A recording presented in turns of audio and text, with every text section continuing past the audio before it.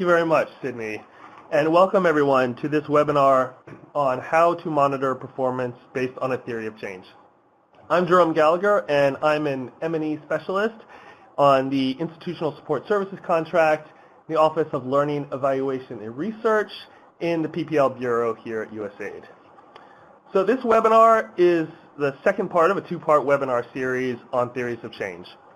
The first in the series was the webinar just 2 days ago on how to develop a theory of change, led by my colleague Carissa Page in PPL SPP. If you didn't attend that webinar, don't worry, you can still attend this one. You won't be lost. In that previous webinar, Carissa used an example of a youth crime reduction project to talk about theories of change. And in this session, we're going to pick up where she left off and talk about monitoring performance based on a theory of change. And I'm going to use the same example that she used of a youth crime reduction project, although I'm going to take it down to the activity level. Now, in that earlier webinar, the hero of the story was the project designer, who goes through a series of steps to develop a theory of change and its associated logic model to address a development problem. In this webinar, the hero of our story is the M&E specialist. In particular, it's the M&E specialist of the implementing partner who has been given the theory of change and its associated logic model and has been asked to come up with a monitoring plan for this theory of change. So for this webinar, I want to put ourselves in the shoes of this M&E specialist and try to work out how we might monitor performance. Now, you might not be an M&E specialist, and you're certainly not, if you're on this webinar, an M&E specialist for an implementing partner, but that's all right, because many of us collaborate with our implementing partners on performance monitoring plans, or I certainly hope we do. But even if you're new to performance monitoring, I really hope this webinar will be of use to you. So in the past, our M&E specialists may have been presented with a project or activity design in the form of a log frame. And here I've put up a log frame or a partial log frame for the youth crime reduction project that was discussed in the previous webinar. Hopefully this will look familiar to you. For each result listed on the left, we have a column for indicators that we would come up with for each of these results and data sources. And the M&E specialist would add those indicators and data sources in those columns. Nowadays, our M&E specialist might see something more like this. This is the logic model that was developed for the reducing youth crime theory of change that was discussed in the previous webinar. As Carissa noted, a logic model is just a visual depiction of our theory of change. But how should our M&E specialists use this to help devising a plan for monitoring performance for this activity? That's what we're going to discuss today. So here's our agenda for the webinar. First, I'm going to start with a brief introduction to logic models and performance monitoring concepts. And then we're just going to go right into trying to develop a performance monitoring plan for the reducing youth crime activity. And then we'll end, hopefully, we'll have some time for questions and responses. Can't promise that I'll have answers, but at least I'll try to give you some responses. All right, let's start with an overview of logic models and performance monitoring concepts. Again, logic models are visual depictions of our theory of change. So for a generic theory of change, here's a generic logic model, a very basic type of logic model. In the center, we have our activity. It starts with inputs, the money, the people, the time that we put into an activity. These inputs are transformed by some intervention or process into outputs. When we deal with our implementers, we often call these outputs deliverables, right? And hopefully these outputs lead to outcomes. First, some intermediate outcomes, which are just the changes in some condition in the world, and then ultimately the end outcomes, which are those outcomes that we ultimately care about, the reason we are doing the intervention. So pretty simple.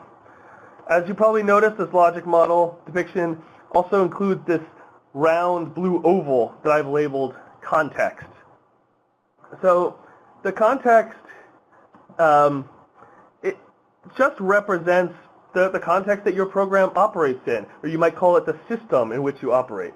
It's all the stakeholders, their roles, the rules, norms, relationships, resources, conditions, etc. All the factors that may affect your programming. As noted in the previous webinar on theories of change, the context is very important, and understanding the context is very important for developing the theory of change, right? So we need to understand the context in order to determine how we're going to intervene in it. But the context is also important during implementation. And indeed, one of the things that we should be doing during implementation is what we like to call context monitoring. I'm not going to discuss context monitoring in this webinar, but if you find this webinar useful, maybe we'll do another webinar on context monitoring using this example. But what I do want to note about the context is, as you move through this logic model, from outputs to intermediate outcomes to end outcomes, those external factors in the context generally have a greater effect on your outcomes of interest. So while we expect the outputs to be well within the control of our implementers, those end outcomes usually depend on a wide variety of factors outside of USAID's control or our implementers' control. And with that, let's move on to performance monitoring. So here I've added the definition of performance monitoring.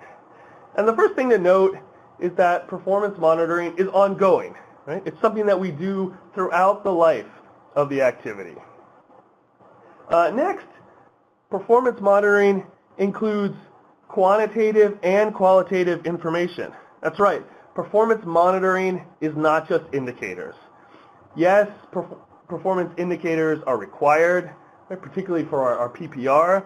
But if you're monitoring performance just with indicators, you're probably not doing it right. We really want to add some qualitative information in our monitoring. The next part of the definition says what we're doing about what performance monitoring is doing. And first, it's performance monitoring is for determining if implementation is on track. All right, so that's this first half of our logic model, the inputs to interventions to outputs. And even more importantly, performance monitoring is about whether expected results are being achieved.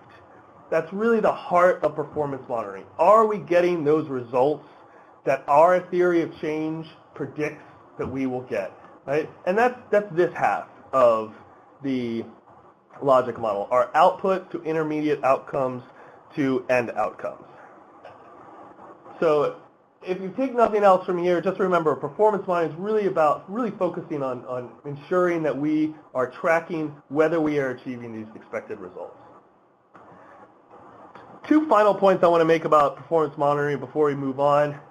The first is that performance monitoring is not just monitoring the performance of our implementers. I think this sometimes gets people confused. If we wanted to just monitor the performance of our implementers, we would really just look at outputs, right? But we want to monitor not just the performance of our implementers, but the performance of our theory of change, right? So that requires us to look not just at the outputs that are in the manageable interest of our implementers, but also those intermediate outcomes and end outcomes that our theory predicts will happen as a result of our theory of change. And then the second point I want to make is that while performance monitoring is more than just monitoring the performance of our implementers, it's not everything, right? So I've already noted that there's a distinction between performance monitoring and context monitoring. There's also other types of monitoring that we might do throughout the life of activity. We monitor the finances of our implementers, right? Make sure they're spending their money in the proper ways. We also might do some monitoring of compliance with USAID regulations. For instance, regulations on branding and marking. These are important parts of monitoring your activity, but they are not performance monitoring. All right, so let's move to our example of the reducing youth crime project and activity. So here's the logic model that Carissa shared in Tuesday's webinar. Let's just recap. In that webinar, Carissa described a development problem where we had many youths who had committed crimes being sentenced to incarceration, being sent to prison as a result of their crimes. And these prisons were not helping these youths to rehabilitate. They just made life worse for them, right? And this led to these youths and committing more crimes. So we wanted to break this cycle, and we created a theory of change in which we would intervene in this development problem to help solve it. The way we did that was we had a couple of interventions. First, some policy interventions with the national legislature and with the local governments to change the incentive structure for sentencing youth. We also had some interventions with ARCs. So, and that abbreviation stands for Alternative Rehabilitation Centers. Right? So places where we could sentence children to, or sentence juvenile offenders to, instead of sentencing them to incarceration. And hopefully in these alternative rehabilitative centers, these youth would get services that would help them re-enter their community and not go back into crime, right? And then finally, we have an intervention with our judges, right, to encourage these judges to sentence juvenile offenders to these alternative rehabilitation centers instead of sentencing them to incarceration. And then this theory posits that through these actions, we will lead to lower levels of youth crime recidivism and eventually a lower youth crime rate. For this webinar, I want to focus on just part of this theory of change and its associated logic model. So we're just going to look at two sets of interventions, our interventions in helping building the capacity of these alternative rehabilitative centers, and also our interventions with judges to help change their behavior to sentencing juvenile offenders to alternative rehabilitative centers instead of sentencing them to incarceration, sending them to prison. All right. So that's our theory of change and its associated logic model. I'm going to go through 5 steps in how I think one might go about trying to monitor performance of this theory of change and its associated logic model. I don't want to make it sound like this is a required way to do it. This is how I would go about doing this, and I hope you'll find it useful as well. So step 1, step 1 is really 2 steps, but in one, but I think we can handle it. So first step is just to review the theory of change, right?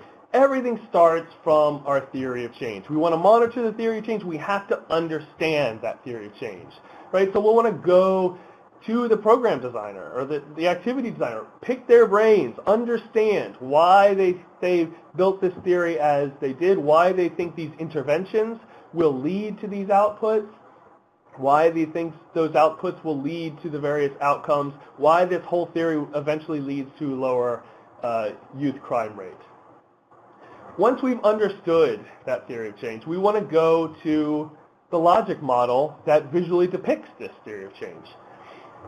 And it's the second part of the definition of this step 1 that I think is just very critical and something I don't think we see enough of. So logic models come in all shapes and flavors, right? Sometimes they're very detailed, sometimes they're very summarized. A logic model that is used by a project designer or a logic model that is shared with stakeholders might be summarized and not very fully articulated. when we want to do performance monitoring, we really want to unpack that logic model and make it more on the end of the spectrum of being really fully articulated. So let's look at the logic model that we are currently working with. We've got a couple of interventions listed at the bottom, and then we've got 3 boxes that show some outcomes we want to achieve in order to get our end outcome of the youth crime rate reduced. So I think we can do a little more than this. I think we can unpack this and make it a little more detailed. So a couple of things I like to have in my logic model when I'm looking to do some performance monitoring. First, I want to label the different elements of the logic model, really understand which parts describe interventions, which are outputs, outcomes, end outcomes. I really want to make sure that my logic model in particular includes outputs and outcomes, because those are the things that we really want to monitor as part of our performance monitoring plan. And then finally, this last point, really want to specify that sequence of outputs to intermediate outcomes to end outcomes in detail. Right? The more articulated our logic model is, the more helpful it will be to us in performance monitoring so that we can make the best choices about what to monitor in this theory of change. All right. So going back to our logic model, let's unpack it, let's expand it, let's open it up and put more details in. And that brings us to this, a revised version of our logic model. As you can see, it's big. It's going off the slide even. On the left, we have our interventions, right? We're capacity building and grants to our alternative rehabilitative centers. And then below that, we have our interventions for judges. We're going to do workshops. We're going to do tours of alternative rehabilitative centers for judges. That's going to lead to our outputs, which is just the result of those interventions. And then those outputs lead to a whole series of intermediate outcomes that stretch on all the way through a whole series of intermediate outcome steps, leading eventually towards the end, towards a decrease in juvenile offenders who commit crimes again, right? A decrease in juvenile offender recidivism, to our end outcome of the youth crime rate being reduced. We'll go in through these steps in a little more detail as we proceed, so don't worry if it doesn't all make sense to you yet. All right, so that's step 1, understanding our theory of change and unpacking our logic model. Step 2, and for me, this is the real fun part. And if you're an M&E specialist, I hope this is the fun part for you too, right? It's brainstorming, right? How to monitor each of the elements in this fully articulated logic model. So let's go back to our logic model and just do it. Let's go brainstorm how are we going to monitor each one of these elements of our logic model and theory of change. I like to start from the bottom up, or in this case from the left, right? So I'm going to start with our interventions and outputs for our alternative rehabilitative centers. So we're going to provide some TA to these ARCs and some grants. How do we monitor that? Well, with outputs, we want to think about quantity and quality, right? So we're going to maybe do some narrative reporting, right? Just describe what was the technical assistance that we provided to these ARCs. We might ask about the quality of that technical assistance by just getting some feedback from these alternative rehabilitative centers on the quality of the technical assistance provided. For our grants, we're going to count the number of grants we provided and the total dollar amount of those grants. Now, those outputs are going to lead to these intermediate outcomes, right? So how are we going to monitor these intermediate outcomes? Well, let's brainstorm. So are the ARCs implementing improved practices? Well, we might count what percent of the technical assistance recommendations that we made were actually implemented by these ARCs. We might do some observation, direct observation, or ask these ARCs for feedback on the implementation of these improved practices. The grants, they're supposed to use the grants to provide training or improve infrastructure for their staff. So we were going to count the number of ARCs who use the grant money to train staff, or the number of ARCs who use grant money to improve infrastructure.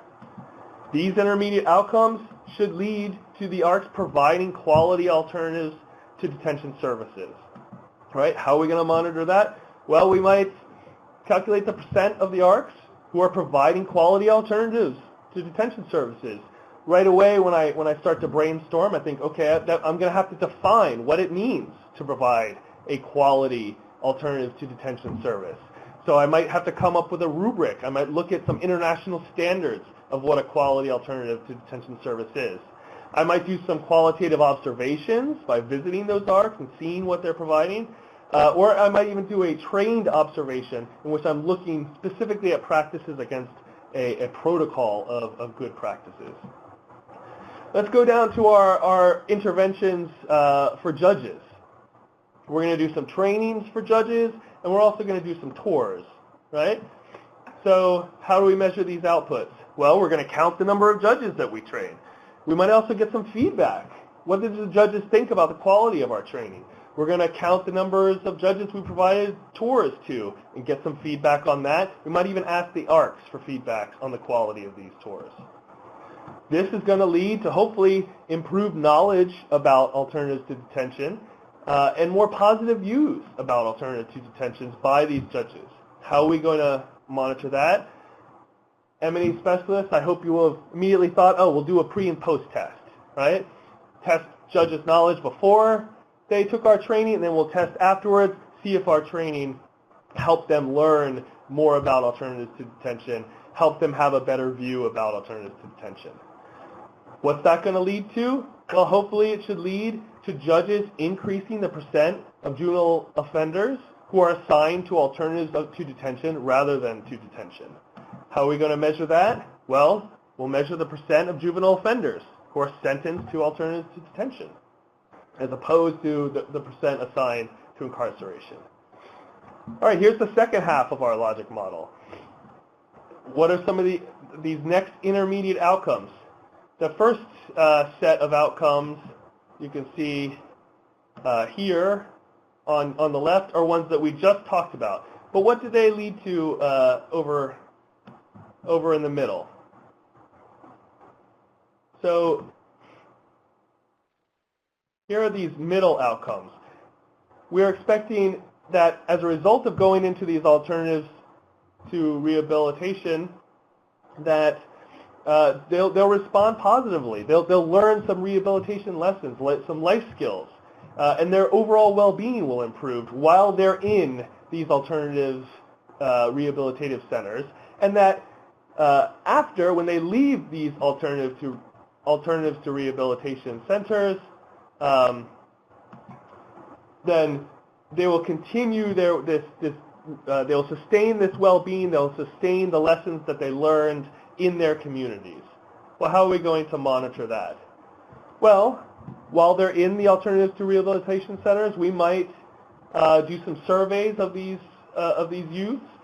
We might do check-ins at the alternative rehabilitation centers to see how these practices are going. And then after they leave the alternative rehabilitation centers, we might do some surveys or check-ins with these youth in their communities. Finally, we get to our close to our end outcome. We expect all of this to lead to a decrease in juvenile offenders committing crimes again, right? And then ultimately to a reduced youth crime rate. How are we going to measure that? Well, here we might look towards government data, right? We'll calculate the juvenile offender recidivism rate. And we'll also look towards government data for the youth crime rate. All right, so we made it through, right? We went through all the elements of our logic model. We brainstormed different ways that we might monitor this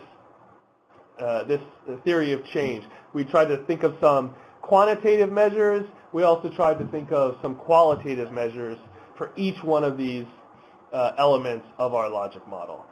And hopefully with this fully articulated logic model, it really provided us this roadmap, right, to guide our brainstorming about these different ways of monitoring. All right, that brings us to step 3. So now I think we want to consider a little bit about analysis, how we and use of this data. How might we analyze some of these ideas we had for monitoring, and how might we end up using some of these measures?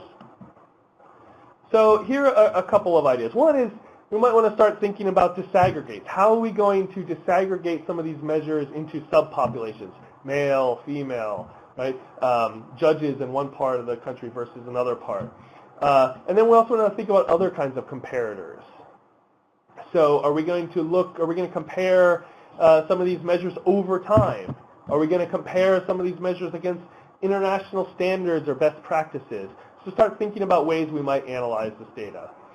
And then next, we want to do some kind of scenario planning. How are we going to use this data? Is this going to be useful for us in making decisions, right? If we have a measure and if the results of that measure don't have any impact on how we might make decisions about this program or a program that follows, then maybe that's not something that we need to monitor. I'm not going to go through all of our logic model needs, but let's look at a couple examples, particularly on the issue of disaggregates. So one of the intermediate outcomes that we wanted to measure was the percent of judges who are sentencing youth offenders, juvenile offenders, to alternatives to detention. How might we analyze that data? Well, we might disaggregate it by each judge, right? We're going to train judges. We might want to track each one of those judges and see which judges are actually sentencing more youth to alternatives to detention and which judges are not. Maybe there's some regional variation. Maybe there's a more conservative part of the country that where it's harder to get the judges to sentence kids to alternatives to detention. We might look at the type of juvenile crime, right? Are they sentencing juvenile offenders who commit lesser offenses to the alternatives to detention? That's something we'll probably want to disaggregate our information by. So we start to think about these ideas of how we might analyze this data. Similarly, when we look at these outcomes towards the end of our logic model, we also want to think about some disaggregates, right?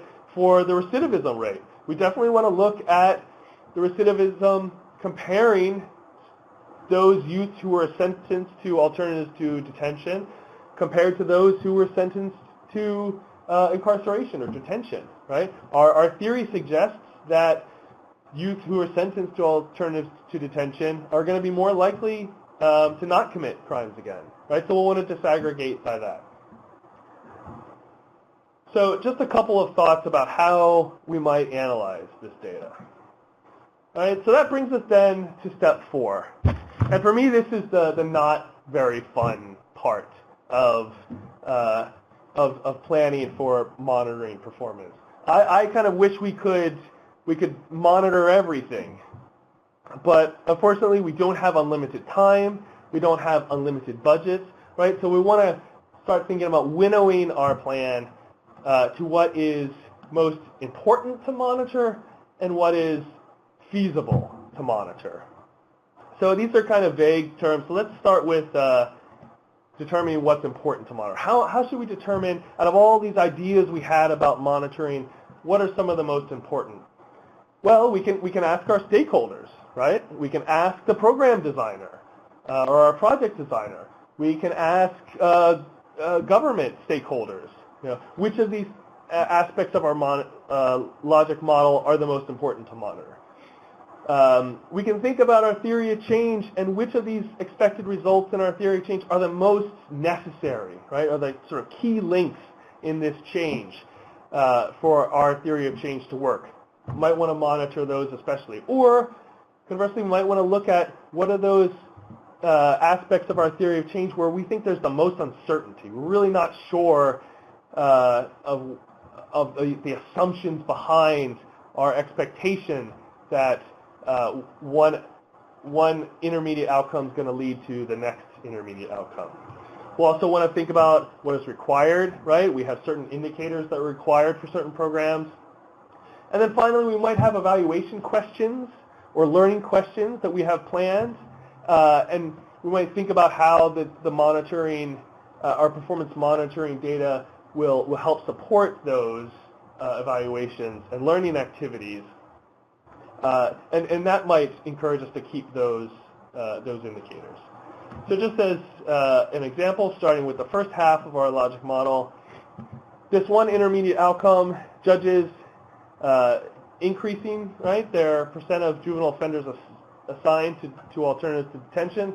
For me, this is a really key outcome that we'll want to monitor, right? If the judges aren't changing their behavior in how they sentence youth, then the rest of our theory of change really falls apart. So this is, to me, one of these indicators that is really important. I really want to make sure I monitor, even if it's going to be an expensive or difficult thing to monitor. If we go to the second half of our logic model, we might come to this result, right? We are expecting juvenile offenders to respond positively to the rehabilitative services in our alternative rehabilitation centers. And this might be an area where, we're not sure about the quality of these alternative rehabilitative centers. This might be an area where we think it's a really weak link in our chain of results. And so that might encourage us to focus on this as something we really want to monitor because of the uncertainty that we have about whether we can achieve this result. Okay, so in addition to importance, we also want to think about feasibility. How feasible is it to monitor some of these things? And when we think about feasibility, we're really thinking about how expensive will it be to monitor something. How ethical, right? Are there ethical constraints on what we want to monitor? In our case, we're dealing with youth, right? So we need to be especially careful when we're monitoring youth or doing surveys with youth, right? There's certain ethical constraints and challenges we need to address. There might also be technical challenges. That could just be if we're planning to monitor based on a survey. Surveys have a lot of technical requirements we want to make sure we meet. Or it could just be that there are some places that are very far geographically, right, to reach, and that makes it difficult to monitor. And then we also want to think about the quality. It might be possible to get data, but it might be infeasible to get real high-quality data. So it's something to keep in mind. And there's, of course, all kinds of other reasons that might make it difficult or not feasible to monitor some of these ideas that we had during our brainstorming session. Just to give, again, just a couple examples. One of the intermediate outcomes we thought we might do is monitor is judges' knowledge, right? After we train them, we thought we'll do a pre and post test. We'll test their knowledge before our workshop, and then we'll test after the workshop to see if judges' knowledge and attitudes changed. This is a pretty standard thing we'd want to monitor. However, in this case, we're talking about judges. And I know from personal experience that sometimes asking judges to take a test is not something you want to do. These are high-status individuals, right? So they might be insulted the idea that they have to take a test, right? So the chief of party of this activity might say, look, no way, we're not going to give judges a test. They won't take it. This is just not something we're going to be able to monitor. So in that case, we're not going to be able to do it. Similarly, when we go to the second half of our logic model, we talked about maybe doing some surveys or check-ins with youth in their communities after they leave the alternative rehabilitative centers. This is something that's going to be tough to do, right? Tracking these children after they leave the alternative rehabilitative centers to different communities will be difficult, time-consuming. In addition to doing surveys of youth means we'd have to get consent, possibly an institutional review board to review it. So could be very expensive, very difficult, might be something that we think is not feasible for this particular activity. All right, and that brings us to step 4. After we've winnowed, we've brainstormed, we've thought about how we might use the data, then we've winnowed our plan. We've removed some of the things that we thought about monitoring.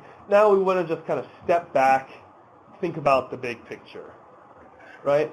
And so here I think we want to look at our overall coverage in monitoring these elements of the theory of change.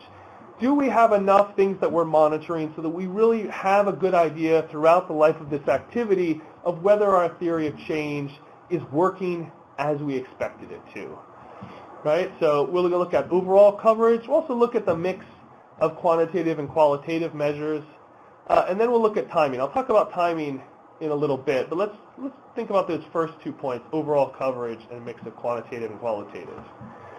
Here's our logic model again, and I'm just going to add golden scatter plot icons for all of those elements of our theory of change where we're thinking of doing some quantitative monitoring.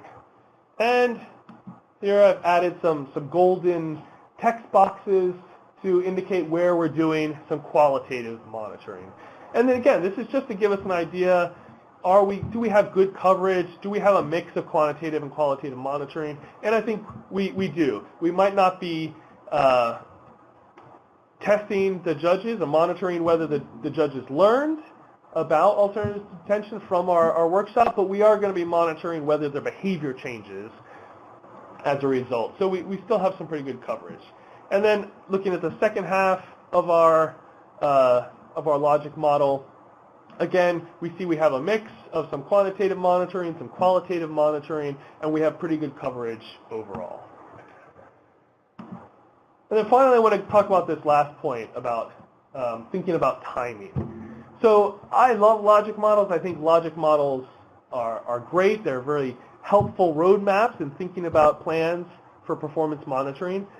And while they show the sequence of events, they don't really tell you anything about when events are timed over the life of an activity. So when particular results or changes in outcomes you can expect at different times. So I think it's worthwhile when you're thinking about your overall performance monitoring plan, step back and think about the timing of the results over the life of your activity. Here I've just put a timeline in and noted when we're starting different interventions, right? We might start with our interventions with the alternative rehabilitative centers, and then we move on to training the judges, right, and providing the tours for them.